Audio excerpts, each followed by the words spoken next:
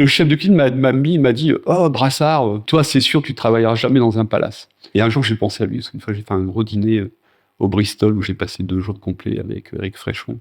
Et je me suis dit, je travaille pas dans un palace, mais c'est tout comme, et j'ai pensé à lui. Le diabète, en 2050, c'est 1,5 milliard de personnes dans le monde. Ça me donne envie de pleurer. Que... Sur 8 milliards Ouais.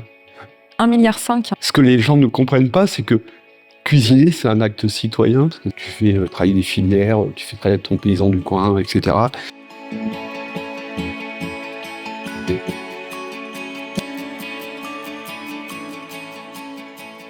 Bonjour à tous, bienvenue pour ce nouvel épisode de Verre de main. Aujourd'hui, on va parler du sujet de l'alimentation, notamment de la précarité alimentaire. C'est vrai qu'il y a beaucoup de jeunes qui ne savent pas demain ce qu'ils vont manger. Il y a aussi énormément de gâchis, des assiettes qui sont mises à la poubelle alors qu'elles pourraient permettre à quelqu'un d'autre de se nourrir. Et au milieu de tout ça, eh bien, il y a des chefs qui se disent peut-être que nous aussi, on pourrait faire différemment. Et tout ce petit monde, eh bien, il est rassemblé autour d'une association qui s'appelle la Tablée des chefs et autour d'un homme en France qui s'appelle Vincent Brassard. Alors lui, il a longtemps travaillé dans l'hôtellerie et l'événementiel.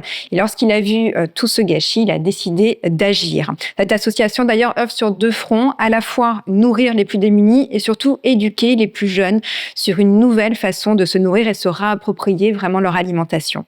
Dans cet épisode, on va parler de transmission, de précarité alimentaire, de cuisine comme ascenseur social et de cette petite étincelle qui peut redonner confiance à toute une génération.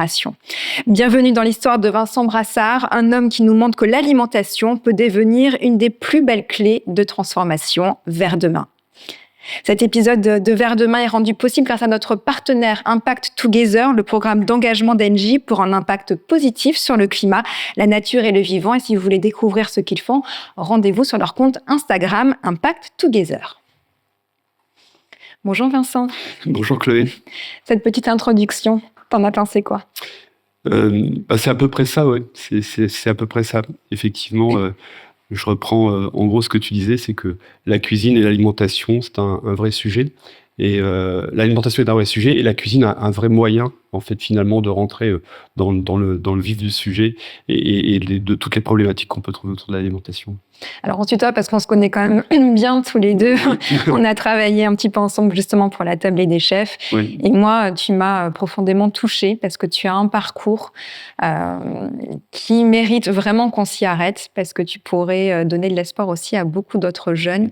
Est-ce qu'on peut en reparler un petit peu ? Ça te dérange pas ? On peut en parler un petit peu. Alors, en fait, c'est un sujet que j'ai eu pendant très longtemps. J'avais du mal à en parler. C'est quelque chose qui était un petit peu caché, enfoui au fond de moi. Mais j'en parle de plus en plus facilement. Et puis, j'ai grandi, donc je me suis un peu émancipé par rapport à tout ça.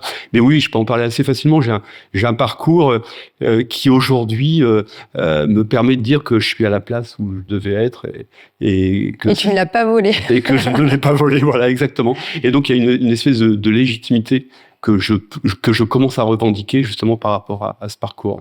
Alors, on va y revenir sur ce parcours parce que tu viens d'une famille qui est particulièrement modeste. Ouais. Où tu as grandi et comment a été ton enfance ?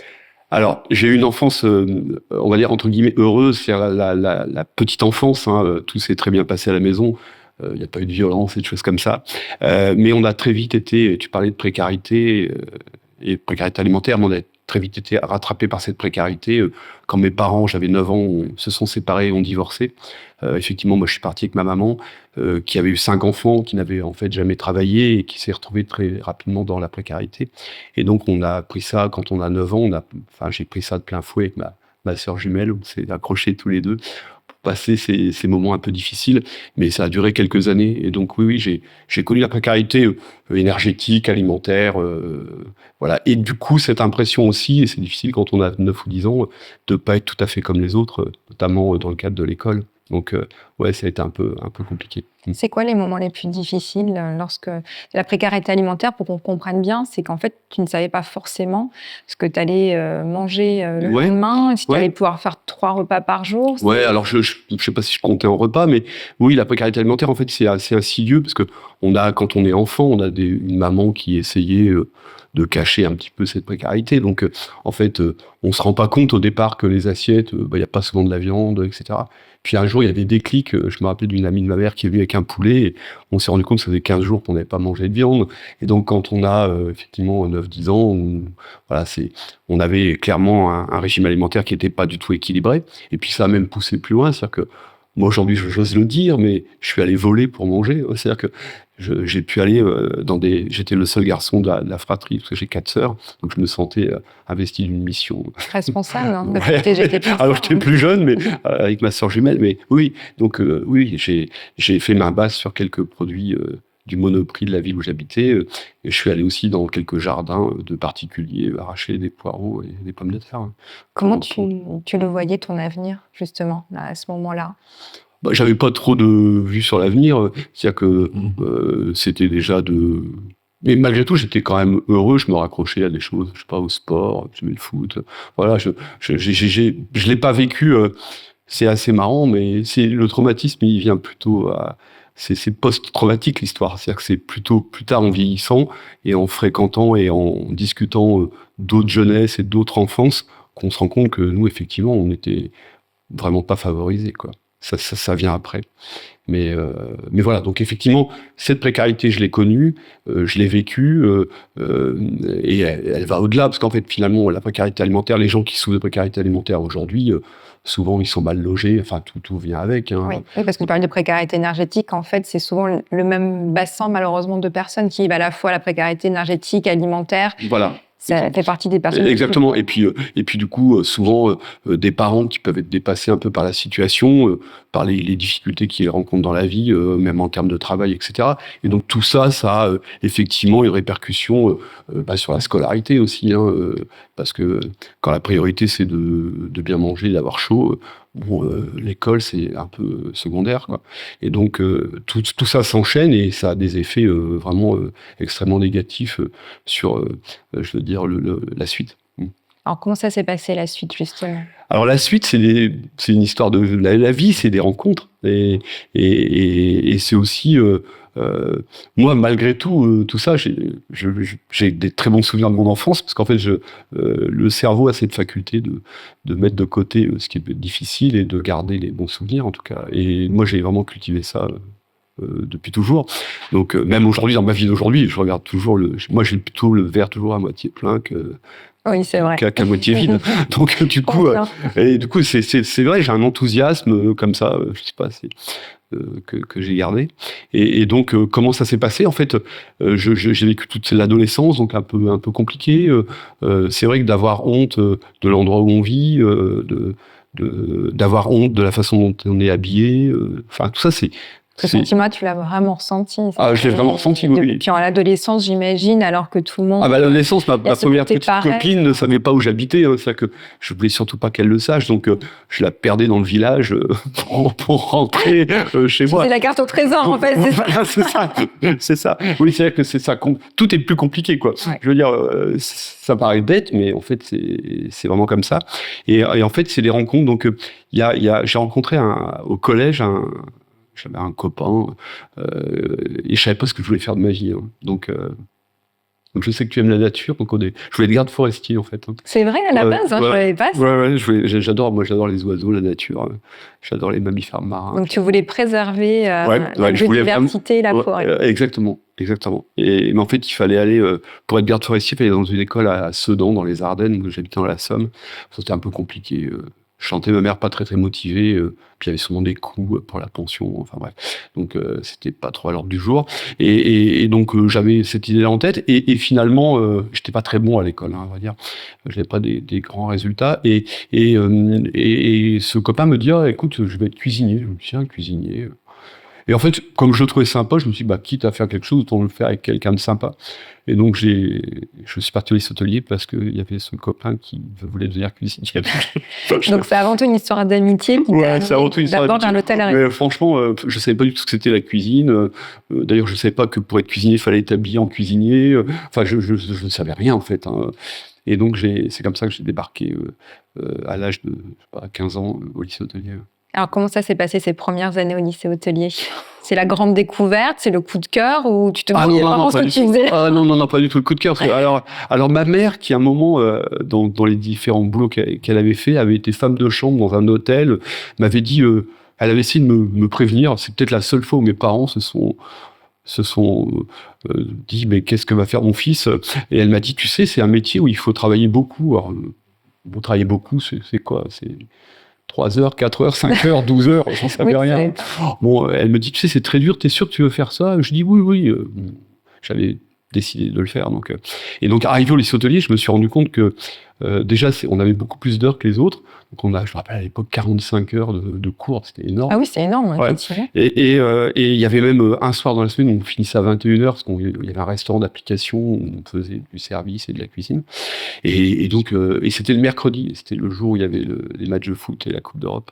À ce moment-là, tu t'en souviens bien, dis donc. Ouais, parce que c'était vraiment... et alors, la journée démarrait au lycée d'enseignement général le matin, et l'après-midi, on allait au lycée d'application. Donc, ça démarrait à 8 heures le matin, on finissait à 21 heures, donc on faisait des journées de 13 heures. Ouais. Quand on a 15 ans, une journée de 13 heures, c'est énorme. Et donc, franchement, c'était horrible pour moi, quoi. Donc, au départ, j'ai pas vraiment apprécié le lycée hôtelier. À quel moment l'évolution est arrivée et il y a eu un déclic dans ce moment? Alors, déjà, j'ai appris qu'il fallait faire un stage l'été, donc déjà pas de vacances. Rappeler les vacances. Pas de vacances. Donc, de 2 mois et demi de vacances, je suis passé à 15 jours. Donc je suis allé faire mon stage d'été à Honfleur. Et j'étais vraiment un gamin, quoi. À 15 ans, je me suis tapé la saison à Honfleur. Mais bon, en fait, j'ai un peu l'impression d'avoir été jeté dans l'eau du bain, comme ça, un peu, sans savoir nager, quoi. Mais j'ai appris au fur et à mesure. Et en fait, je sais pas, je pense que petit à petit, j'ai rencontré des gens, moi qui avais plutôt mal mangé et que je connaissais pas les produits. Souvent, je dis que j'ai commencé à manger du fromage au lycée hôtelier, c'est-à-dire qu'il y avait pas de fromage, puis on faisait les parures pour que le plateau soit en état pour le service. Et donc, je commençais à goûter les fromages. J'ai adoré le fromage, quoi. Alors, parce que tu n'en mangeais pas du tout quand tu étais... à la maison, non, ça coûtait un peu trop cher. Hein. Et donc, du coup, du Pont-l'Évêque, le camembert au lait cru, je commençais à prendre des fromages comme ça et j'adorais ça. Et donc, ton goût a commencé à s'affiner à ce moment-là ? Un peu. Et puis c'était... je me suis rendu compte que grâce à... Peut-être, c'est le plateau de fromage, le premier déclic, ça a été de me dire, grâce à ce métier-là, je peux peut-être accéder à des choses qui sont normalement inaccessibles. Parce que trop cher. Parce que trop cher, ouais. Et donc, tu as commencé à goûter des produits d'exception. Voilà, alors des produits d'exception. Puis après, je me suis rendu compte aussi que c'était un métier où on pouvait rencontrer des gens, et des gens qu'on n'aurait pas rencontrés normalement. Et donc, tout ça, ça a commencé à... Je me suis dit, il y a un truc qui se met en place, je pense inconsciemment. Hein. Voilà. Et puis après, j'avais un prof de cuisine qui était vraiment pas très sympa, qui m'a mis un coup de pied au cul une fois, en me disant, un peu comme la pub Guy de Graine. Mais non, vas-y, c'est quoi ? La pub Guy de Graine, c'est une pub très ancienne, hein, des années... c'est trop jeune pour connaître. C'est dans les années combien de ce que tu me parles ? 90. Et en fait, on voit ces gens, genre flashback, Guy de Graine en train de dessiner des couverts pendant les cours. Tu vois. Oui. Et là, tu as l'instituteur qui vient et qui dit « Ah, c'est pas avec ça que vous réussirez votre vie, Guy de Graine. » Et en fait, voilà.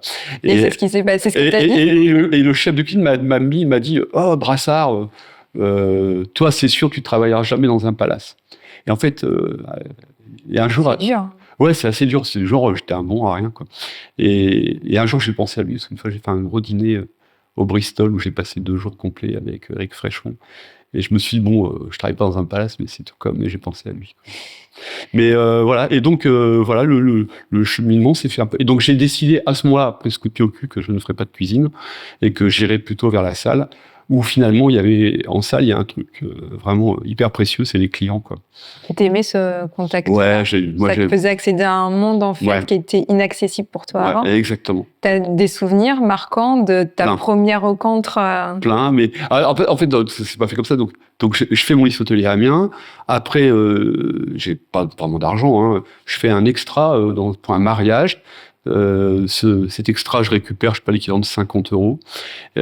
Et en fait, ma mère, qui avait un peu disparu de ma vie, ma mère, bon bref, c'était un peu compliqué comme relation. Compliqué comme relation. Elle avait un mari qui était aussi très, elle s'était remariée, qui était très compliqué.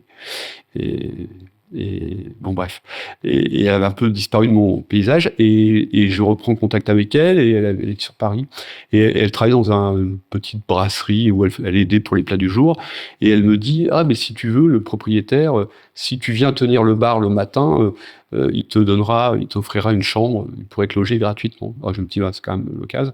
Donc je suis parti à Paris avec cette idée-là d'être logé gratuitement dans une petite piole. Oui, pas très grande, j'imagine. Ah bah en fait l'endroit existe toujours, hein, c'est au-dessus de la Poste, angle Richard Lenoir, boulevard Voltaire, donc à côté du Bataclan là un peu. Et la piole était sous les toits. Les fameuses chambres de bonne, en fait. Ouais, mais le truc, il n'y a pas de fenêtre. Hein, ah oui, en plus. Hein. Ouais, t'as juste tu tires une ficelle et t'as une lucarne qui s'ouvre, mais j'ai jamais vu l'extérieur. Pas de toilette, pas d'eau. Donc c'était un couloir. Pas d'eau, pas de fenêtre, pas de toilette. Non, une pièce, quoi. Ouais. Ah, un cagibi. Ouais, 6 mètres, 7 mètres carrés, ouais. Et t'as commencé... Et j'avais 17 ans, donc je suis arrivé à Paris, je connaissais pas Paris, hein, donc je me suis retrouvé dans cette chambre. Et donc le matin, pour cette chambre, quand même, il fallait la payer. Donc je tenais le bar 2 heures par jour, et je servais des petits vins blancs aux vieux du coin, du 11e arrondissement, qui venaient le matin boire leur petit vin blanc. Et c'est comme ça que... Et donc j'ai commencé comme ça, et après j'ai trouvé tout de suite un restaurant dans le quartier, où j'ai commencé, on va dire, ma carrière dans la restauration. Et donc d'abord ce petit restaurant, et après mon service militaire, comme je suis originaire d'Amiens, à Lille, 1 an. Et après, retour sur Paris. Et là, je me suis dit, je vais quand même aller chercher des restaurants un peu gastronomiques. Et là, j'ai commencé à travailler dans des restaurants plus gastronomiques. Quand tu arrives justement à Paris, premier contact quand même très difficile, ouais. Est-ce qu'il y a une rencontre dont tu te rappelles qui t'a particulièrement marqué à ce moment-là? Alors, ouais. Alors, quand je suis arrivé à Paris, au tout début, non, pas vraiment. À vrai dire, j'ai travaillé dans un restaurant de quartier, dans le 11e, etc. Après, voilà, mon service militaire, 1 an, je reviens à Paris. Et là, je travaille dans un restaurant gastronomique. Et là, moi, j'ai toujours été un peu people. Enfin, j'aimais bien, venant de ma province, voir des personnalités. C'était un truc assez incroyable pour moi, quoi. Et j'ai travaillé dans un restaurant dans le 17e, qui était un restaurant gastronomique. Un peu avant mon arrivée, ils avaient eu un super article dans le Figaro, genre le meilleur restaurant gastronomique, rapport qualité-prix de Paris, un peu. Et donc, c'était complet 1 semaine à l'avance. Tout le monde se précipitait. Il y avait une 40aine de places dans ce resto, et dans le 17e. Et là, on brassait un peu de monde, et on a vu des personnalités. Et donc, j'ai servi des personnalités de l'époque. Et ouais, par exemple, je me rappelle de France Gall, par exemple, et c'était pour moi... incroyable T'es en état de sidération quand tu l'as vu la première fois? Ah oui, pour un petit gamin, ouais, bien évidemment. En fait, il y avait un producteur qui s'appelle Gilbert Coulier, qui est assez connu, et à l'époque qui était associé à Jean-Claude Camus. Les Camus Coulier, ils produisaient tous les grandes stars françaises. Et Gilbert, je vais l'appeler comme ça, avait ses bureaux pas loin du resto. Et donc très régulièrement, il venait avec des personnalités. Alors petit à petit, je me suis un peu habitué, mais donc toutes les personnalités, les chanteurs français de l'époque, quasiment, je les voyais passer dans le restaurant. Et c'est chouette aussi parce que ça m'a permis de vaincre. Moi, je suis quelqu'un d'extrêmement timide, même si aujourd'hui on a du mal à le croire, mais j'ai quelqu'un d'extrêmement timide. Et donc, d'être confronté à ça, ça me faisait plaisir, mais c'était un vrai défi pour moi. Et je veux dire, de vaincre cette timidité, de faire son métier, hein, celui qui était de servir. Ouais, ça a été chouette. Ça m'a appris ça, en tout cas. Ça a dû être comme un coup de tonnerre pour toi par rapport à l'enfance que tu as pu avoir, qui a été très difficile, de te retrouver là, avec cette nourriture abondante, ces célébrités incroyables qui arrivaient. Ouais. Tu te sentais parfois pas forcément légitime. Est-ce que tu as eu ce complexe-là? J'avais un peu ce complexe, et puis surtout, il y a des codes que j'avais pas. Et moi, j'ai un côté un peu caméléon. C'est-à-dire qu'en fait, finalement, j'arrive à me fondre dans la débrouille. Je me débrouille assez bien. Mais il y a quand même parfois comme on dit aujourd'hui, des refs que j'avais pas, quoi. Donc, parfois, je pouvais être un peu à côté. Alors, en fait, je suis très observateur. Donc, j'observe, je ne dis rien si je ne sais pas. Et comme ça, petit à petit, j'ai accumulé des connaissances, du savoir. Et après, au bout de quelques années, j'étais plus parisien que les Parisiens. Alors justement, ça s'est passé comment la suite? Parce que tu as eu une ascension quand même très importante dans ton métier, dans l'événementiel, dans l'hôtellerie. Ouais, bah dans la restauration, ouais, c'était assez chouette parce que j'ai d'abord travaillé dans ce restaurant dans le 17e, et puis après une opportunité pour aller travailler dans un autre restaurant. Aujourd'hui, on dirait de la bistronomie, mais qui est un très très gros restaurant avec un grand volume de clients, très bien placé rue de Lille, derrière l'Assemblée nationale et le musée d'Orsay. Et donc, dans ce restaurant-là, j'ai aussi beaucoup appris. C'est un moment vraiment incroyable de ma vie, quoi. C'est-à-dire que c'était l'endroit où tout le monde entier se précipitait. Voilà, les personnalités qui venaient à Paris passaient là, quoi. Et moi, je suis arrivé, voilà, avec ma petite expérience. Et au bout de 3-4 ans, j'étais directeur de salle de ce restaurant-là. Donc, j'ai dirigé une équipe d'une 20aine de personnes. Pour moi, c'était vraiment bien. Et j'avais les clés du resto. Et je tenais,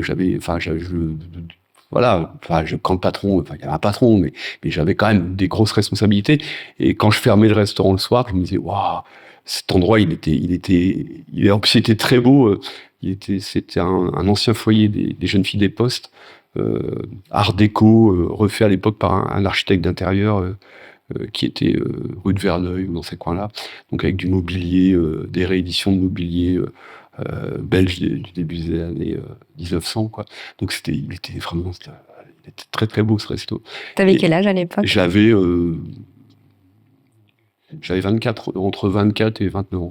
Est-ce que le Vincent de 24 ans, il se rappelait du Vincent quand il avait 8-9 ans et il était fier de lui? Ouais. Oui, j'étais quand même fier. Surtout, je me disais parfois, mais qu'est-ce que je fais là, quoi? C'était assez incroyable. Et on faisait des soirées privées. Alors, on avait fait à l'époque les fiançailles de Stéphanie Monaco, mais ça n'a pas marché. Elle n'est pas restée avec. Stéphanie, elle n'est pas restée avec. Quand il s'appelait Jean-Yves Le Fur. Bon, bref, donc Paris Match, le Prince Albert, on avait tout ce monde-là. On avait fait, je me rappelle des trucs, c'est quand même mémorable. L'anniversaire de l'épouse d'Yves Mourouzi. Oui. Avec donc il y avait Yvette Horner qui jouait de l'accordéon sur une table, les Gypsy Kings, enfin c'était assez Jacques Lang, il y avait tous ces gens-là qui étaient là, c'était assez étonnant. On faisait des premières on avait, je sais pas, Supertramp, Starmania. T'avais toute l'équipe de Starmania? Avec Starmania, je me rappelle très bien, à la fin, avoir fini dans le bar il n'y avait plus que eux, moi, le barman, et jusqu'à c'est souvent les meilleures soirées, en fait. Voilà, avec Luc Plamondon qui me disait, Vincent, un star maniaque, il en avait bu quelques-uns. Et à la fin, on avait les fauteuils club, il s'est assis sur mes genoux, on est parti à la renverse. J'étais avec Luc Plamondon, il y avait Michel Berger, France Gall, etc. Ouais, c'est quand même des moments, c'était éphémère, mais c'était chouette, quoi. J'imagine la fierté que tu devais ressentir parce que tu as réussi à te sortir de ta condition. C'est-à-dire que concrètement, là, tu as réussi le pari de l'ascension sociale grâce à la cuisine et à l'hôtellerie. Ouais, c'est ça. C'est ça. Et puis aussi, amener, au-delà des gens, il y avait aussi des clients qui n'étaient pas connus, mais à qui on a apporté du plaisir. C'est-à-dire que les gens venaient là, passaient un bon moment.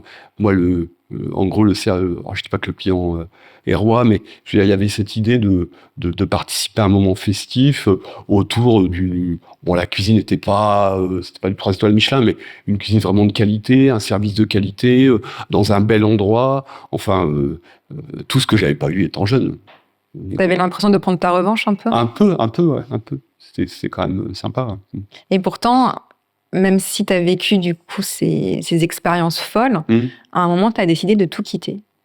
Qu'est-ce qui s'est passé? Alors tout quitter pour partir sur la table des chefs. Ouais, ça c'est venu après. Encore plus. Qu'est-ce qui s'est passé? Il y a eu d'abord une première étape, c'est que 29 ans, j'ai rencontré en fait la mère de mes enfants dans ce restaurant et quand on travaille tard le soir, etc., c'est un peu complexe. Donc après j'ai quitté le restaurant, j'ai fait un autre métier à un moment, et donc j'ai quitté, enfin le fait d'être papa, j'ai quitté, on va dire, la restauration c'est quand même des métiers assez contraignants.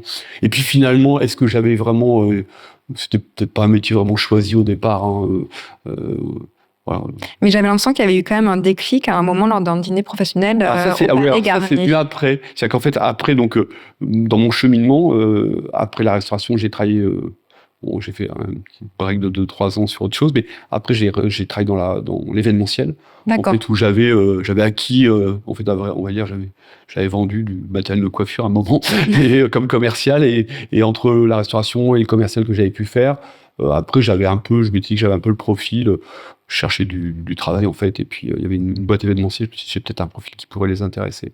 Et donc j'ai travaillé dans l'événementiel, et là aussi je me suis vraiment éclaté. Enfin, c'était difficile, mais je me suis quand même éclaté. J'ai fait aussi des trucs assez Qu'est-ce improbables. que tu as fait dans ce secteur de l'événementiel? J'ai travaillé sur tous les événements un peu connus, sportifs.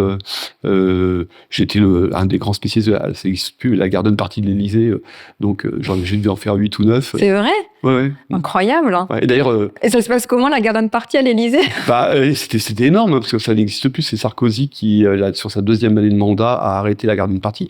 Mais à l'époque, ils invitaient les associations. Donc, je me dis, c'est quand même dommage. C'est-à-dire que j'ai travaillé sur la garden. Aujourd'hui, je pourrais être invité à la garden party. Et tu le fais pas.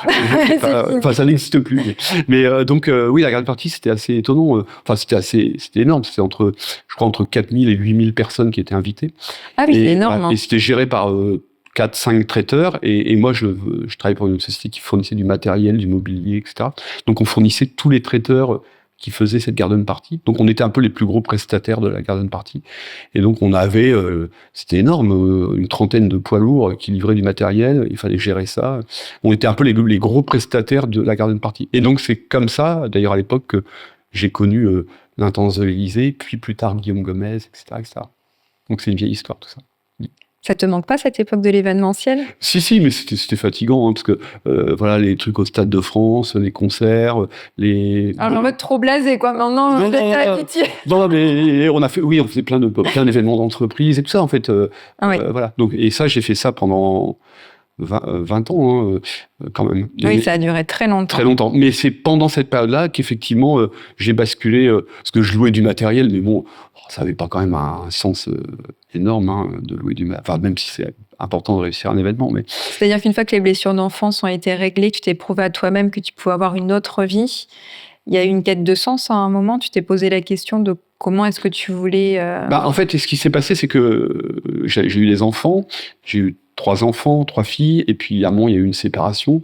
Et moi, je me suis retrouvé seul à un âge... Enfin, c'était un peu difficile pour moi d'être... je suis un papa... je suis un vrai papa, quoi. J'aime beaucoup mes filles, quoi. Et donc, de plus les avoir avec moi, quand il y a eu la séparation, ma plus jeune avait 6 ans, et l'aînée avait 16 ans. Donc, c'est encore assez jeune. Et bon, je l'ai vécu vraiment, ça a été très difficile pour moi. Et là, il a fallu quand même repartir. Donc, j'ai l'impression que j'ai recommencé ma vie à zéro quasiment 2 fois, Oui. à 17 ans et 30 ans plus tard. Et vraiment. Donc j'étais un peu au fond de la mine, quoi. Et bon, voilà, j'ai continué de travailler. L'événementiel, c'est bon parce que j'ai fait 3 boîtes, en fait. Mais c'est un petit milieu. Et donc finalement, je gardais les mêmes clients. Alors c'était un peu mon socle à l'époque. C'est-à-dire que je continue de travailler avec les mêmes personnes, même si j'étais plus pour le même patron. Donc ça m'a quand même beaucoup aidé. Je me suis un peu réfugié dans le travail. Mais après, au-delà de ça, à un moment, ce travail avait... Bon, j'ai assuré le minimum financier pour être à peu près bien, mais fallait que je trouve du sens. Et en fait, ce qui s'est passé, c'est qu'un jour, j'ai croisé un voisin que j'aime beaucoup, et que je vois plus trop maintenant, mais monsieur assez âgé, et qui, lui, était éducateur spécialisé, et avait monté, à l'époque, peut-être la première association d'aide à l'enfance des Yvelines, et qui habitait dans ma rue. Et en fait, on avait, avec lui et d'autres voisins qui étaient plus âgés que moi, ils avaient besoin de jeunesse, donc ils étaient venus me voir. On avait réactivé un truc, la fête de la rue à l'époque, même la fête des voisins, on n'en reparlait pas trop. Et donc on faisait une fête de la rue assez incroyable. J'habitais à Saint-Germain-en-Laye. Et il trouvait que j'avais plein d'idées. Et un jour, il vient me voir, il me dit, écoute, tu veux pas intégrer le conseil d'administration de notre association, qui est une association d'aide à l'enfance? Je lui dis, mais attends, moi je suis pas éducateur. Voilà. Il dit, non, mais je suis sûr que tu vas pouvoir nous aider. Et j'étais flatté qu'il me propose ça. Et en fait, je l'ai jamais fait. Mais c'est lui qui a mis la graine de l'engagement. Et je me suis dit, mais il a raison, c'est maintenant qu'il faut que tu fasses quelque chose pour les autres. Tu avais envie de transmettre et d'aider. Alors, je ne savais pas comment. Mais en tout cas, le fait qu'il m'ait proposé ça et j'étais à 2 doigts d'accepter, il a mis la graine. Et en fait, je crois que la graine, elle a été arrosée un soir on peut dire ça comme ça, sur un événement, un soir à l'Opéra Garnier où j'avais loué du matériel pour un gros événement de 600 personnes.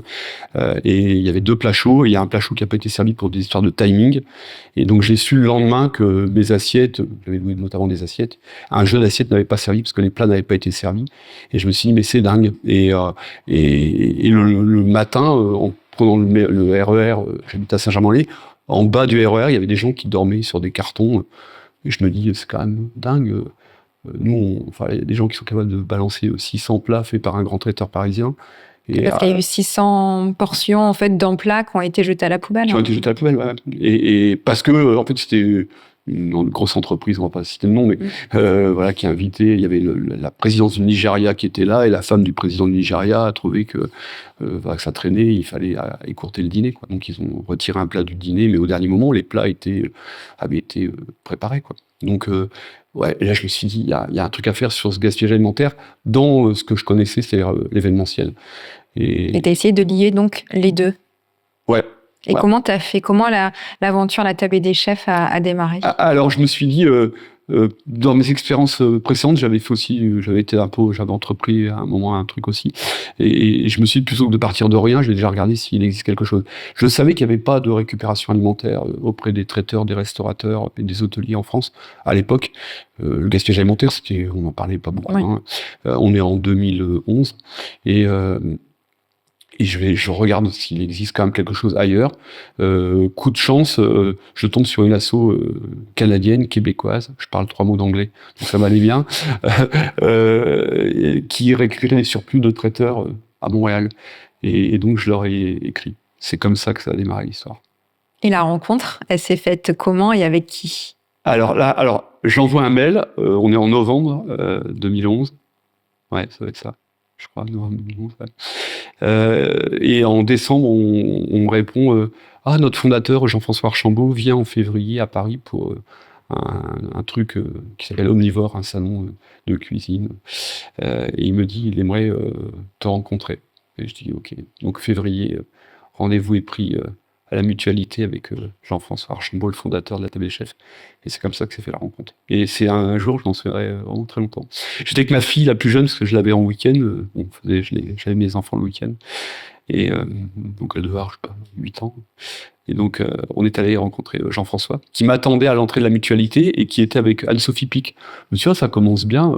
Il me dit, je te présente Anne-Sophie. Je dis, quand même, le Québécois, il connaît du monde à Paris. Anne-Sophie Pic, c'est qui, pour ceux qui ne connaissent pas? Anne-Sophie Pic, je crois que c'est la chef dans le monde la plus non, est-ce que c'est la plus étoilée? Oui, en tout cas elle a plein d'étoiles Michelin. Chef étoilé. Voilà, elle a surtout un restaurant, le restaurant Pic à Valence, qui est triple étoilé, et après elle a la Dame de Pic à Paris, 1 étoile, et elle en a d'autres ailleurs, elle doit avoir 7 ou 8 étoiles Michelin. Aujourd'hui, c'est c'est pas mal, hein. C'est un peu incroyable. C'est la daronne, hein. Donc Anne-Sophie Pic, c'était vraiment c'était incroyable. Et donc et on a discuté avec Jean-François. Et moi, je voulais juste qu'il m'explique comment il faisait pour récupérer les surplus et pour les redistribuer. C'est ce que je voulais faire, mais je voulais pas faire la table des chefs. Je voulais juste échanger avec lui.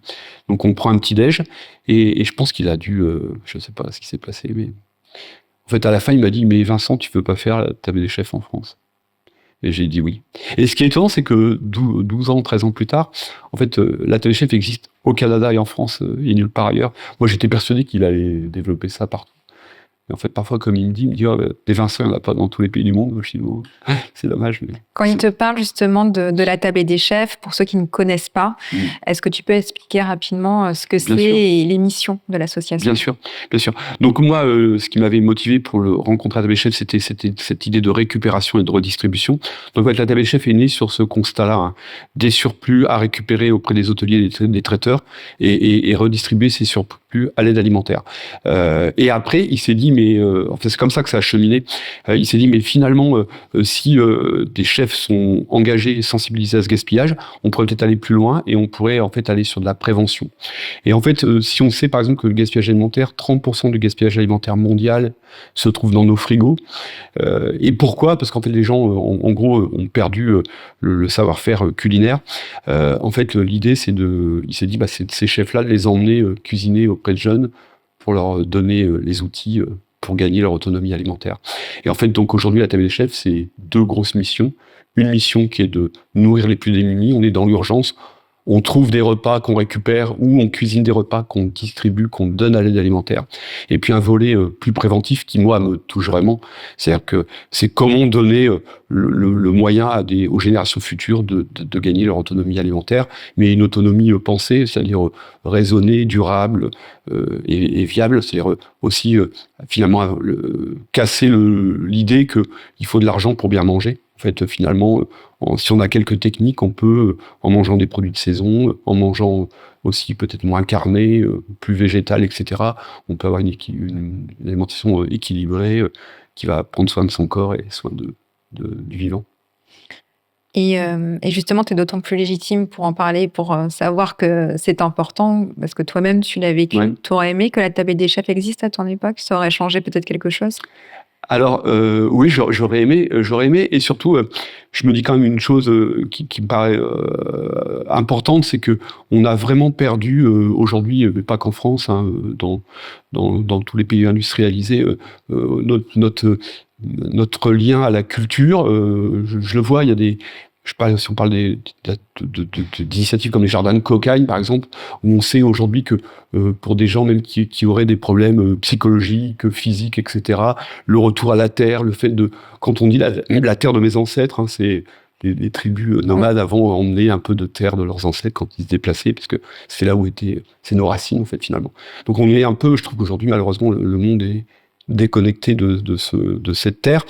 Et pour la cuisine, c'est un petit peu pareil. C'est-à-dire qu'en fait, finalement, aujourd'hui, on a perdu l'idée, l'envie de cuisiner et tout ce que ça peut apporter. Et en fait, étonnamment, étonnamment non, mais j'aurais aimé que ça existe parce que j'aurais peut-être pris conscience plutôt de l'importance de l'alimentation. Parce qu'en fait, moi, j'ai appris sur le tas, on va dire ça comme ça. Aujourd'hui, je suis un peu un expert, mais j'ai appris sur le tas et je me suis rendu compte que c'était dingue. C'est-à-dire, tout ce qu'on pouvait faire au travers de l'alimentation et de la cuisine. Parce que finalement, l'alimentation, c'est une chose. La cuisine, il y a aussi une notion de plaisir qui me paraît...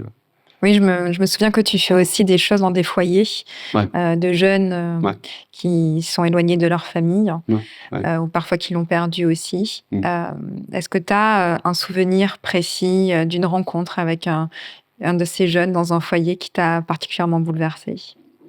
Ouais. Mais j'en ai plein. Non, mais ce qui est assez étonnant, c'est qu'aujourd'hui, l'assaut a grandi, on est assez nombreux. Je fais plus tous les jours sur des ateliers. Hein. Mais en fait, j'ai gardé sur les toutes premières années où j'allais plus souvent, j'ai gardé vraiment des relations avec quelques-uns. Et j'ai des souvenirs, mais il y a un souvenir qui m'a vraiment marqué juste sur le côté... parfois, je dis que l'alimentation et la cuisine, enfin l'alimentation, c'est un véhicule émotionnel fort, quoi. Et juste une histoire qui était vraiment dingue, c'est que un jour, on fait juste pour finir sur la table quand même sur ce qu'on fait. Hein, on fait donc des ateliers auprès de jeunes pour leur donner, les éduquer à l'alimentation et leur donner les outils pour cuisiner. Dans des collèges, hein, on repérait plus, on va plutôt vers les publics les plus défavorisés et auprès de mecs, hein, c'est des gamins qui sont placés par l'ASE. Et donc, alors l'ASE, c'est quoi Enfin, c'est l'aide sociale à l'enfance. Hein. D'accord. Mais t'étais venu d'ailleurs une fois sur un des ateliers où c'est effectivement des jeunes qui sont des déplacés géographiques ou qui sont protégés de violences, par exemple familiales. Hein. Donc c'est important.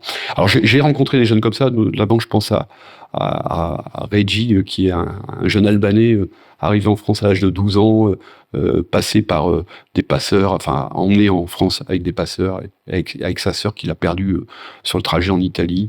Il s'est retrouvé à l'âge de 12 ans tout seul en France, pas un mot de français, etc. Et je me rappelle l'avoir emmené sur des ateliers où au début il parlait pas du tout et il était complètement renfermé, voilà. Et il avait une douzaine d'années, donc maintenant il en a 22 ou 23. Bon, voilà, il m'envoie des photos de lui et de sa copine. Je sais qu'il habite à la frontière suisse et maintenant, il n'est pas cuisinier, il travaille dans une carrosserie, mais il a une vie épanouie. Et il me l'a déjà dit, hein. Lui, la table des chefs, ça a été en fait, dans des structures d'aide à l'enfance, de voir des gens venus de l'extérieur qui donnent sans attendre rien en retour, qui sont pas payés pour ça et qui lui donnaient de l'importance, ça l'a beaucoup aidé. Et donc ça, c'est un souvenir fort pour moi. Mais il y a un autre souvenir sur l'émotion que peut donner la cuisine qui m'a vraiment marqué, c'est que un jour on fait un événement une fois par an avec des lycées hôteliers les jeunes des lycées cuisinent des repas pour l'aide alimentaire. Cette année, on avait 80 lycées, 2000 jeunes. Voilà. Je sais qu'en prochain, on va peut-être être en Polynésie, à Saint-Pierre-et-Miquelon, parce que moi, je veux emmener tout le monde. La France, pour moi, c'est des droits aussi. C'est pas que l'Hexagone. Voilà. Bon, Mayotte, c'est un peu compliqué pour en ce moment, mais on a déjà eu Mayotte ou Saint-Laurent-du-Maroni, où les jeunes font 1 heure de pirogue pour venir au lycée, arrivent le ventre creux et cuisinent quand même pour l'aide alimentaire. Donc, pour moi, c'est des symboles forts. C'est-à-dire que même si on souffre soi-même de l'aide alimentaire, enfin de la précarité alimentaire, on peut travailler pour le bien commun. Ça me ramène à mon enfance. Oui, je te sens hyper ému quand. Mais sur ce gamin de lycée hôtelier, en fait, le directeur du lycée m'appelle et me dit ah Vincent, il y a un jeune, j'aimerais bien que tu lui trouves un stage, un super stage à Paris et tout ça. Et il me dit tu pourrais l'emmener à l'Élysée. Je dis, à l'Élysée. Bon. Donc, j'appelle mon ami Guillaume Gomez, qui est le parrain En fait, Guillaume Gomez, qui a été longtemps, je le dis pour les personnes qui nous écoutent. Qui connaissent pas, mais Guillaume a été meilleur ouvrier de France, a été travaillé 20 ans dans la cuisine de l'Élysée, il a été pendant 7 ans chef des cuisines de l'Élysée. Et Guillaume était, à l'époque, travaillait encore à l'Élysée. Et donc, je demande à Guillaume s'il pouvait prendre, ce qu'il avait déjà fait d'ailleurs. Pour mon jeune Albanais, j'ai oublié de le dire, il avait fait 3 semaines de stage. Ah, quand même! Oui, quand même. Et je me rappelle qu'il m'avait dit, oh là là, un Albanais, pas sûr que ça passe, parce que bon, bref, et c'était passé. Et d'ailleurs, récemment, j'ai croisé pour les 10 ans de l'association, le président Hollande était là, et Ray et Régis, je sais jamais si on dit, ça s'écrit Régis, mais je crois que ça se dit Ray, était là, et donc il a pu parler avec le président Hollande, et j'ai rappelé au président Hollande qu'il avait travaillé dans les cuisines au moment de son mandat, donc c'était assez marrant. Donc, tu arrives à faire des connexions comme ça avec des jeunes en difficulté et ceux qui sont tout en haut, en fait, de l'échelle. On sent cette fierté, tu as les yeux qui pétillent quand on parle, et en même temps, tu es très ému. Et alors, sur l'émotion que j'avais ressentie, c'est peut-être le truc le plus fort, et c'était fou. C'est que, donc, il me demande si je pouvais trouver un stage, et donc je demande à l'Élysée. Guillaume me dit, écoute, c'est trop tard. Le stage, c'était 1 mois ou 1 mois et demi après. Il me dit, c'est bloqué 6 mois avant. Malheureusement, il a essayé, on peut rien faire, etc. Et du coup, je lui trouve un stage pas loin, au Bristol. C'était quand même pas mal. Oui, c'est un palace, quand même, à Paris. Voilà. Et donc, il fait son stage au Bristol. Et je me dis, moi, je le connaissais pas du tout, hein, et je me dis, bon, je vais quand même aller, je travaillais à l'époque, je faisais le boulot, ça en plus, c'était un peu chaud, hein. Et je me trouve un moment, je me dis, au moins à 15h, à la fin du service, je vais aller le voir et aller discuter 1 demi-heure avec lui pour savoir si son stage se passe bien. Et puis je me suis dit, je vais lui faire une surprise, qu'au départ, on lui avait dit, on va essayer de te trouver un stage à l'Élysée, ça n'avait pas marché. Donc, j'avais appelé Guillaume me dit, ouais, pas de souci, tu viens me voir, et on va lui faire visiter les cuisines de l'Élysée. Donc, je récupère mon jeune homme aux sorties de Bristol. Je lui dis, j'ai une surprise pour toi, t'as ta carte d'identité, on traverse Bristol, Élysée, c'est à côté. On va voir Guillaume, et pendant 1 heure, il discute avec Guillaume, il visite la cuisine, donc il était vraiment... voilà. On sort de là, et j'avais encore un peu de temps, et lui aussi, parce que c'était la coupure. Je lui dis, si tu veux, place Beauvau, il y a un petit café. Je lui dis, si tu veux, on peut aller prendre une petite bière. On va boire une bière. Et là, je lui dis, mais dis-moi, là, pendant ton stage, est-ce qu'il y a un moment qui t'a particulièrement marqué? Et là, il me dit... Alors déjà, il était là, vous savez, votre nom est gravé à jamais dans ma mémoire. Ce qui est drôle, c'est que maintenant, je le vois. En fait, il habitait à Amiens, je le croise. Parce que tu viens d'Amiens. Hein. Ouais, je suis retourné vivre à Amiens. Bon, ouais. Et en fait, il me dit, oui, j'ai fait un risotto avec le chef Fréchon, donc... qui a maintenant quitté le Bristol, mais 3 étoiles Michelin, hein, meilleur ouvrier de France, vraiment le top du top de la gastronomie en France. Et il me dit, et une fois qu'on avait fini le risotto, il m'a dit, tiens, tu vas goûter. Et il dit, j'ai goûté le risotto. Il me dit, là, Vincent, il s'est passé un truc incroyable. J'ai pas arrêté de sourire pendant 2 heures. Alors je lui dis, ah ouais, j'étais quand même... Et je lui dis, mais pourquoi? Et je lui dis, mais pourquoi et pourquoi? Et il dit, oui, il me dit, ça fait 1 an et demi que j'avais pas souri. Je dis, ah bon, mais pourquoi?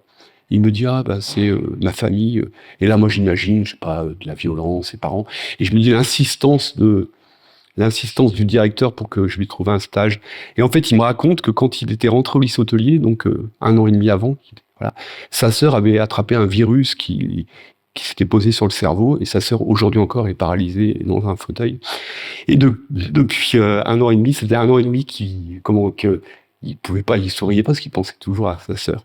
Et la première fois où il a pas pensé à sa sœur, et où il a pu sourire, c'était en faisant ce risotto. c'était chouette. On est bien maintenant tous les deux. Mais je veux dire, voilà. C'est des histoires qui sont bouleversantes. Et ça te bouleverse encore aujourd'hui, alors que tu as aidé combien de jeunes? Combien d'histoires Je sais pas. Cette année, on s'est occupé de 700, 800 jeunes. 700, 800 jeunes chaque année? Ouais, à peu près. Ouais, donc, je sais pas, 6, 7 000, 8 000 peut-être. Ça signifie vraiment que la cuisine, le fait de redonner du goût, d'aller vers cette alimentation, justement, ça redonne de l'espoir, on se renourrit de l'intérieur, on se redonne quelque part aussi de la dignité, une place. L'alimentation, elle a ce pouvoir-là. Ah, l'alimentation, elle a ce pouvoir-là. Et l'alimentation, c'est un truc, mais moi, je trouve ça fabuleux. C'est-à-dire que tu prends un gamin qui a jamais cuisiné de sa vie, il faut que tu connaisses au moins une recette, mais à minimum, tu connais une recette, et pendant 3 quarts d'heure, tu vas faire la recette avec lui.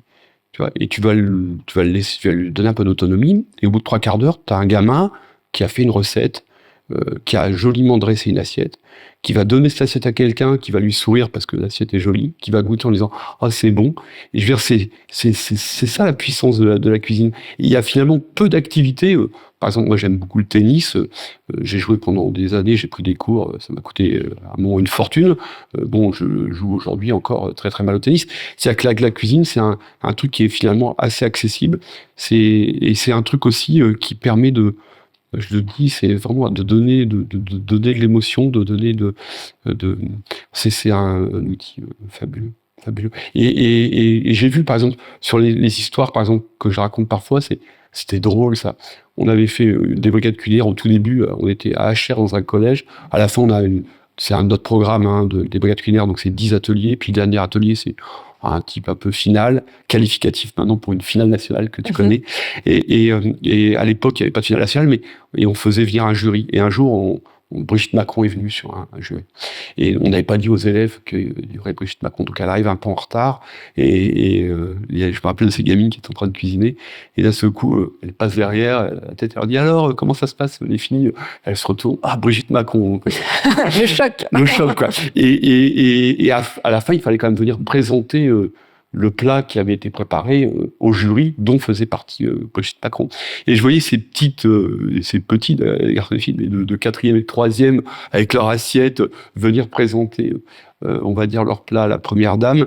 Et je trouvais ça chouette. Je me disais ça, plus tard, l'oral, au bac et tout ça, on leur donne aussi cette possibilité-là de se dépasser avec la cuisine. Donc c'est chouette. Ça donne l'espoir qu'une autre vie est possible. Bien sûr, bien sûr, bien sûr.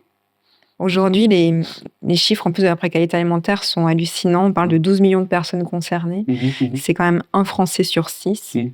Quand on entend ces chiffres, et j'imagine qu'ils sont en constante augmentation avec l'inflation aujourd'hui, c'est encore de plus en plus difficile de se nourrir. Tu as l'impression que le combat va être encore très long, très compliqué. Est-ce que tu pourras continuer à aider autant les jeunes comme tu le fais aujourd'hui ? Mais il y a en fait, alors, moi, je suis limité par rapport déjà au financement de nos actions. Ça coûte de l'argent, c'est compliqué de trouver de l'argent. On reste une toute petite association, on est une goutte d'eau dans le truc. Donc aujourd'hui, j'ai aussi un cheminement intellectuel qui me fait dire que à un moment, j'ai mis beaucoup d'énergie, et puis c'est un puits sans fond. C'est-à-dire que quand au départ, je me disais, il faut que mon programme soit dans 10 collèges, et puis maintenant 40 collèges, et puis peut-être demain 50, mais on est quand même très loin des 5000 collèges qui sont en France sur le public. Nous, l'idée, alors nous, ce qu'on aimerait à TV Chef aujourd'hui, nos objectifs concrets et réels, c'est de ramener l'éducation culinaire en milieu scolaire. Si on prend, moi j'aime bien faire le comparatif avec l'EPS, l'éducation physique et sportive. C'est un décret de 1885. À l'époque, je caricature, mais on s'est dit, oui, il faut que les jeunes soient en bonne santé, les garçons pour pousser la charrue, aller faire la guerre, les femmes pour remplacer les garçons qui seraient à la guerre ou pour faire la lessive. Et donc, il fallait que les jeunes soient en bonne santé. Mais à l'époque, l'alimentation, malgré tout, je pense qu'il y avait une alimentation sûrement plus équilibrée. Déjà, des produits plus que des produits bruts, pas d'ultra transformés, pas de pesticides, pas tout ça. Donc, on avait des gens qui, mécaniquement, il y a peut-être un peu de consommation de vin un peu élevée, mais je pense qu'on mangeait mieux à l'époque. Donc, le sport paraissait, c'était un peu sûrement la bonne idée de faire du sport à l'école. Aujourd'hui, si on fait faire du sport à des gamins qui se nourrissent mal, éliminer les burgers qu'on aura. Je caricature encore une fois, mais...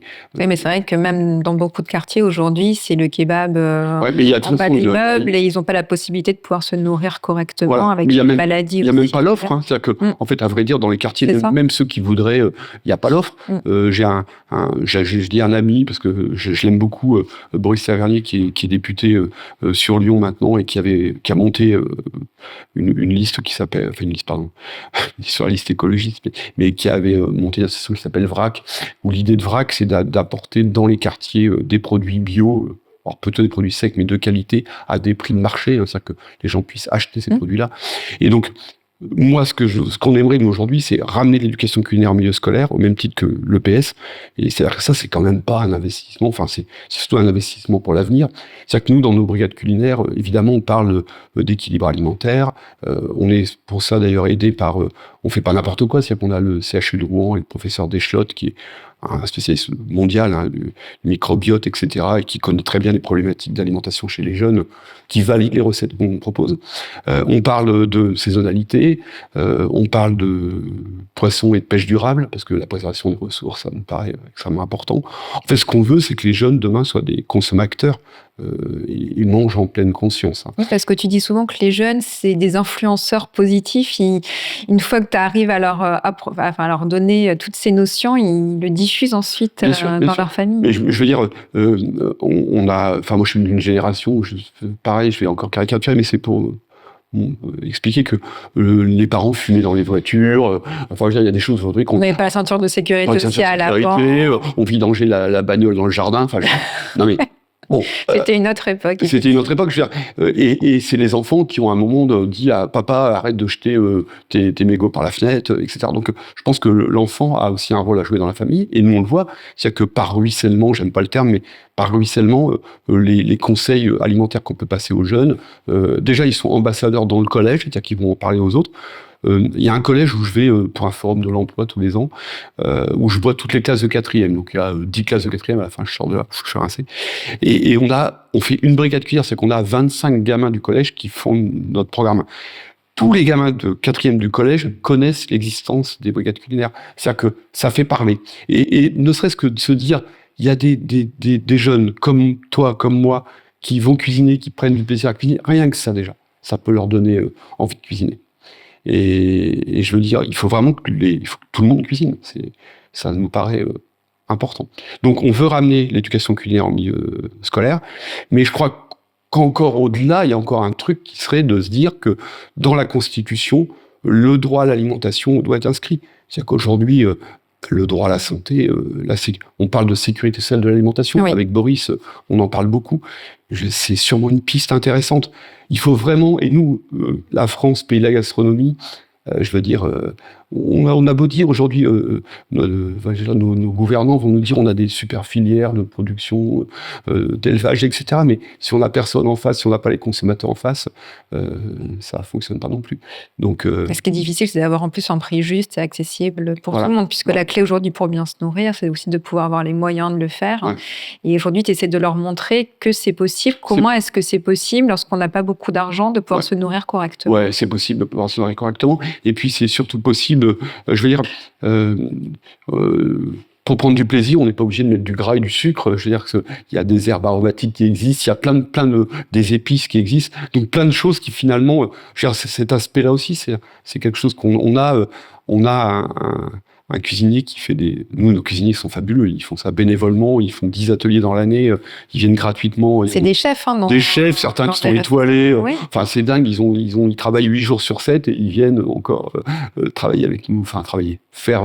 Et j'en ai un qui, lui, dit qu'il a un twister de recettes. Donc, il fait des huiles essentielles et alimentaires. Mais donc, il leur fait découvrir des saveurs, des trucs. Il leur montre qu'avec même que du végétarien, etc., on peut faire des jolies choses, on peut prendre du plaisir à manger ça. Donc, donc c'est important. Et puis, il y a vraiment aussi, sûrement, et c'est peut-être encore le plus important, c'est les enjeux de santé liés à l'alimentation. C'est-à-dire qu'aujourd'hui, il y a une bombe à retardement, enfin, même pas à retardement, elle est déjà là, mais les problèmes, c'est catastrophique. Il faut vraiment que les pouvoirs publics s'emparent de ça. C'est quoi les problèmes précisément ? C'est des problèmes de santé liés à une alimentation qui est une alimentation qui n'est pas variée, qui est faite en grande partie d'aliments ultra transformés. Hein. Je veux dire, on a des industriels on va dire qui nous empoisonnent. Et donc, il faut vraiment repartir sur une alimentation avec des produits bruts, de qualité, variés. Et parce que les conséquences aujourd'hui, elles sont effarantes. C'est-à-dire que si on prend l'obésité aujourd'hui, on a 9% de la population européenne qui a un IMC à 40. C'est quand même des gens qui sont en situation d'obésité morbide. S'ils sont hospitalisés, on ne peut pas les mettre dans un lit. Ils sont trop volumineux, trop lourds. Donc on les soigne au sol. Ah oui, carrément, quoi, par terre. Ouais. 9% de la population européenne. 9%, mais ça me paraît énorme. Bah oui, c'est les chiffres de l'OMS. Enfin, c'est un de nos partenaires, et d'ailleurs, les équipes du professeur Deschlottes qui nous disaient ça. Sur le diabète de type 2, moi je suis un peu crédule parfois. Mais je voyais des gens qui se promenaient avec des patchs. Au départ, je pensais qu'ils voulaient arrêter de fumer. En fait, non, non, mais c'est vrai, j'en voyais de plus en plus. Mais non, c'est des patchs pour l'insuline, pour des diabétiques. Le diabète, en 2050, c'est les projections, hein, c'est 1,5 milliard de personnes dans le monde qui vont souffrir d'un diabète de type 2. Ça me donne envie de pleurer. Sur 8 milliards Ouais. 1,5 milliard Ouais. C'est-à-dire que ça veut dire on n'aura pas l'argent pour les soigner, ces gens-là. C'est que l'insuline, je ne sais pas comment on va la payer. Et donc, c'est l'alimentation. Et ça te bouleverse d'entendre ça? C'est-à-dire que tu as l'impression que notre alimentation est en train de nous tuer à petit feu? Ouais. La façon dont on s'alimente et dont on nous fait manger aujourd'hui? Ouais. Ouais, et moi, je dis ça, parfois, là, je sais pas, je suis un peu dans l'émotion aujourd'hui, mais ce que je veux dire, c'est que ça me rend triste, parce que je me dis, nous, on est là avec notre... En fait, ce que les gens ne comprennent pas, c'est que cuisiner, c'est un acte citoyen, parce que tu fais travailler des filières, tu fais travailler ton paysan du coin, etc.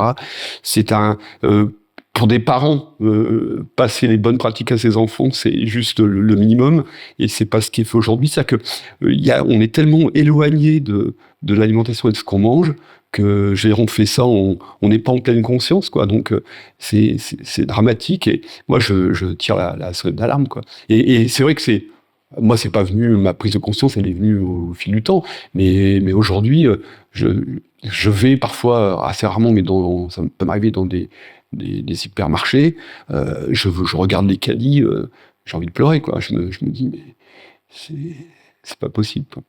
Et bon, donc il y a vraiment un travail à faire, et j'en discutais récemment avec un élu. Je vais le citer, François Ruffin. Il me disait, c'est génial ce que tu fais, Vincent. Je lui dis, ouais. Et je lui disais, mais bon, il a des visées, voilà. Et en fait, il me disait, il y a un moment, vous, les associations, c'est très bien ce que vous faites, mais c'est à ses limites. Vous pourrez pas. Il va falloir que, à un moment, les pouvoirs publics s'en emparent. Et il dit, mais vous serez là pour nous aider, parce que vous avez le savoir-faire. Il m'a dit, voilà. Allez, je peux le dire, mais il m'a dit, tu seras conseiller, tu seras mon conseiller au ministère de l'Agriculture. Le petit Vincent Dutton, casse-tête de la précarité alimentaire, vous pouvez venir conseiller, mais t'en sais rien? Oui, j'en sais rien, mais ce que je veux dire par là, c'est que... En même temps, il a raison de vouloir se reposer sur des personnes comme toi qui concrètement agissent sur le terrain. C'est du bon sens. C'est ce qui me... Alors, c'est la petite, parce qu'en fait, moi, je vois quand même, j'aime bien regarder le verre à moitié plein, donc je vais revenir sur le verre à moitié plein. Ça veut dire quand même qu'aujourd'hui, c'est le travail aussi que j'essaye de faire, mais j'apprends, hein, c'est-à-dire d'embarquer, faire un peu de lobbying, ça. Donc, j'ai aujourd'hui une agence en affaires publiques qui commence à travailler en pro bono pour nous. C'est-à-dire comment convaincre nos dirigeants, les sénateurs, les députés, pour peut-être à un moment légiférer, pour mettre... Enfin là, il y a des vrais sujets de fond. Et peut-être que ma prochaine bataille, elle sera toujours dans la recherche de fonds pour l'association, mais elle ira aussi là-dessus, pour qu'il y ait un vrai changement d'échelle et un vrai changement sociétal, quoi. Mais en tout cas, ce qui est rafraîchissant peut-être, c'est que moi je suis assez transpartisan, et l'alimentation est très transpartisane. C'est-à-dire que on est en capacité aujourd'hui, et moi je suis en capacité de discuter avec des élus de tout bord politique. Bon, il y a des endroits où je vais pas du tout, mais je veux dire, et on peut, en tout cas, on sent que je comprends, je pressens que l'alimentation commence à être un vrai sujet dans le débat public. En même temps, je me dis que l'émotion que tu ressens quand on parle au niveau de la santé, c'est que tu as un peu David contre Goliath. C'est-à-dire que tu as l'impression peut-être que la tâche est immense et t'arrêtes pas de dire nous on est tout petit et est-ce que parfois tu te sens épuisé de toute l'énergie aussi qu'il faut déployer pour arriver à mettre en place tout ça? Ah bah ça use, mais ça use moralement et physiquement. C'est-à-dire que même moi physiquement, j'en ai payé un peu les pots cassés. Je pense que c'est aussi l'engagement, c'est pas rien. Hein. Bon, après je suis pas Mère Teresa non plus, mais je veux dire c'est que oui c'est un et d'ailleurs, sur les burn-out et tout ça, dans l'ESS, l'économie sociale et solidaire, c'est là où il y en a le plus. Parce qu'en fait, finalement, les gens, enfin, c'est un peu bête, mais c'est des métiers où on est finalement souvent peu payé. On a honte d'être payé pour ce qu'on fait, parce que ça, on porte tellement la mission, et on se donne à 150 ou 200%. Donc oui, c'est usant, c'est fatigant, mais après, bon, ça vaut le coup d'être vécu quand même. Hein. C'est quand même assez chouette. S'il y a un message que tu aimerais faire passer aujourd'hui à ceux qui nous écoutent, ce serait lequel? Bah, ça serait déjà cuisiner et prenez du plaisir à cuisiner. Déjà, c'est quand même la première chose. Hein. C'est quand même vraiment très très sympa de cuisiner. Je me posais la question, aujourd'hui on parle d'intelligence artificielle. Je discutais avec quelqu'un qui travaille sur l'intelligence artificielle, qui veut peut-être faire des choses avec nous. Peut-être même, bon, je suis pas trop pour ça, mais je lui dis ça peut aider d'avoir de l'intelligence artificielle pour cuisiner et pour... Mais pour les recettes avec des... Exactement. Et donc, je me demande même si on va pas intégrer un peu d'intelligence artificielle sur un de nos ateliers dans les collèges. Il faut vivre avec son temps. Oui. Et en se disant, ça pourrait être ludique. Voilà. Et l'intelligence artificielle, ça pourrait se dire, bah voilà, dans mon placard, j'ai ça, avec ça, qu'est-ce que tu me proposes comme recette?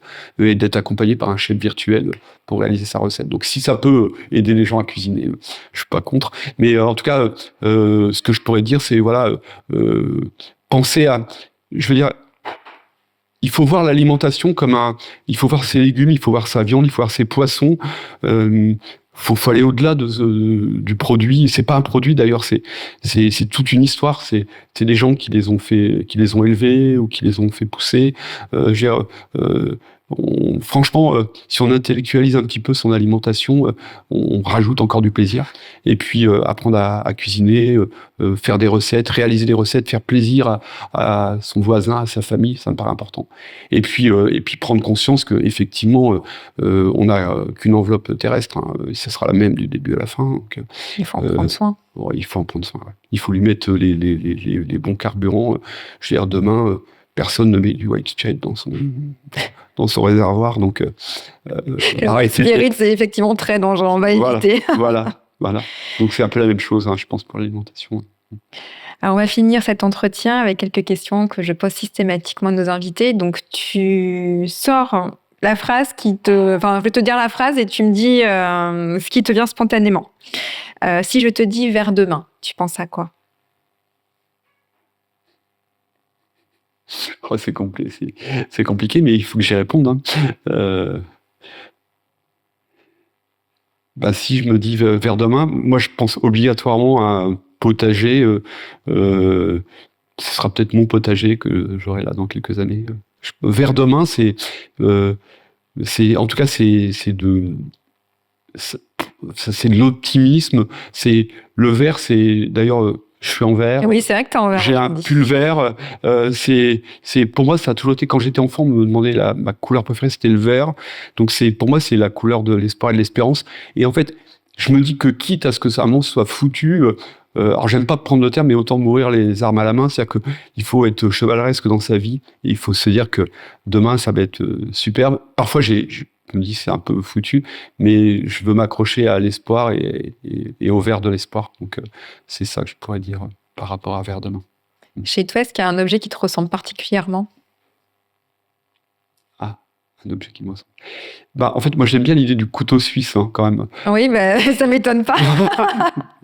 Donc un couteau suisse. Un couteau suisse. Ouais. Si je dois partir avec un objet quelque part, c'est avec un couteau suisse. Ouais. Tu préfères qu'on dise de toi que tu es inspirant ou utile, hein?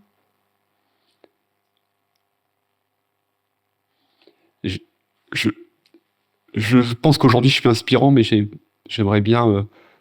Je sais pas. Je pense que je préférais qu'on dise que je suis utile, c'est-à-dire que j'aurais réalisé quelque chose de concret qui aurait une vraie utilité au quotidien pour tout le monde. Ça me rappelle quelque chose, j'ai croisé dans ma vie la personne qui avait fait le métro au Caire, que j'aimais beaucoup, et sa femme m'avait dit, quand il est parti, elle m'avait dit, tu sais. Quand je suis allé au Caire récemment, on m'a dit après Allah, c'est votre mari qui a changé ma vie parce que je mets une demi-heure pour aller travailler alors qu'avant je mettais 4 heures ou 5 heures. Il avait été utile dans sa vie. Donc j'aimerais bien amener un changement. Si même parce que j'ai inspiré, demain il y a des cours de cuisine à l'école qui sont utiles, ce sera génial. Tu échanges ta vie pendant 24 heures avec quelqu'un. Ce serait qui et pourquoi? Là, je vais penser à moi. J'aimerais bien, avec un explorateur polaire. Tu parlais de... Jean-Louis Etienne, quoi. Ouais, j'aimerais bien. L'explorateur polaire par excellence. Depuis gamin, et c'est marrant parce que maintenant je travaille, enfin, j'ai repris une association qui est née au Canada. Moi, j'ai un lien affectif parce qu'en fait, quand j'étais enfant, le livre que je préférais, c'est un livre sur les animaux du Grand Nord et du Nord canadien. Et donc, je feuilletais les images de ce livre et ça m'a toujours fait rêver. Donc, passer une journée comme explorateur polaire, ça me plaît bien. Ça me va. Très bon choix. Le monde en 2050, selon toi, en 3 mots.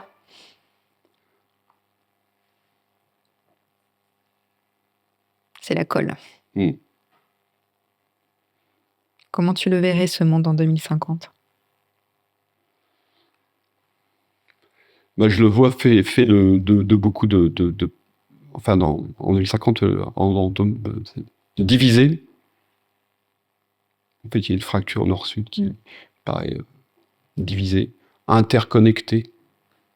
Ça, c'est sûr. Et dans l'urgence. C'est pas très... Du coup, tu le vois pas forcément de façon très positive. Non, ouais, mais... Tu penses que ça va être compliqué? Je pense que ça va être compliqué. Ça, c'est mon côté rationnel qui dit ça. Et puis mon côté enthousiaste me dit que c'est pas pour ça qu'il faut baisser les bras. Un rêve un peu faux que tu n'as pas encore lancé?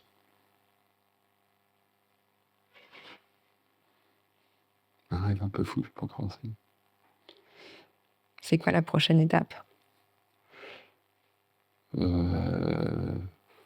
Concrètement, sur l'association, là, par exemple ou...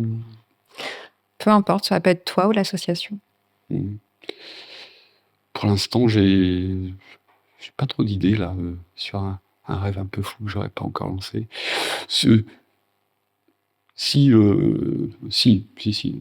Enfin, sur l'association, en tout cas, ce qu'on aimerait, enfin, c'est moi et Jean-François, mais je le pousse vraiment là-dessus.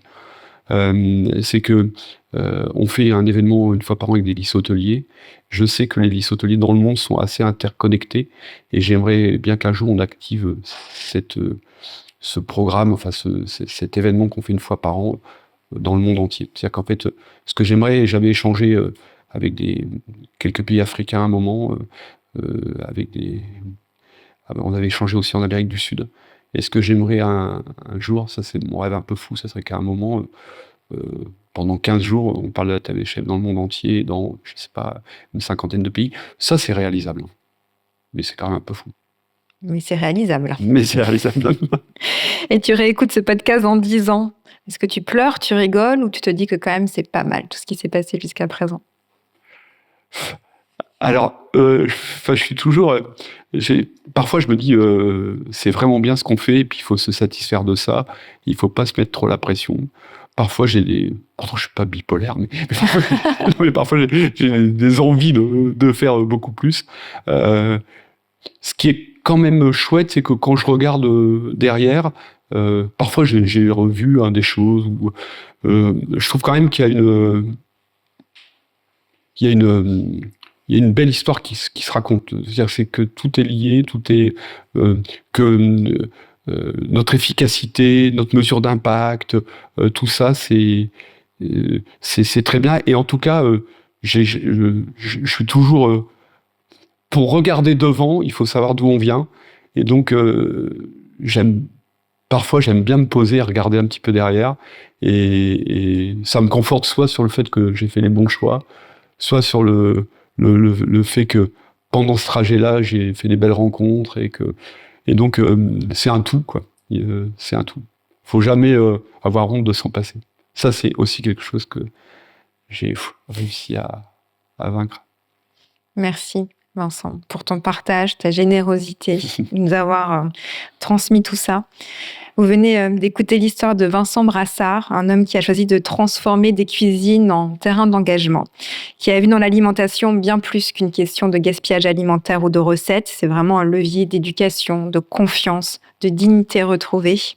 Et avec la tablée des chefs, il redonne aux jeunes le goût de cuisiner, le goût d'apprendre et surtout le goût d'y croire encore. Parce que peut-être la transition passera aussi par ces gestes simples, ces assiettes partagées, ces mains tendues qui aident chacun à reprendre place à table. Alors merci Vincent et merci à vous de nous avoir écoutés parce que parfois entendre une histoire, c'est déjà un premier pas vers demain. Alors si cette histoire vous a touché, parlez-en autour de vous, n'hésitez pas à liker, partager, vous abonner, commenter, faites vivre ce récit, cette histoire parce que peut-être qu'elle touchera quelqu'un et qu'elle pourra tout changer aussi pour lui. Et moi je vous donne rendez-vous très vite pour un nouvel épisode.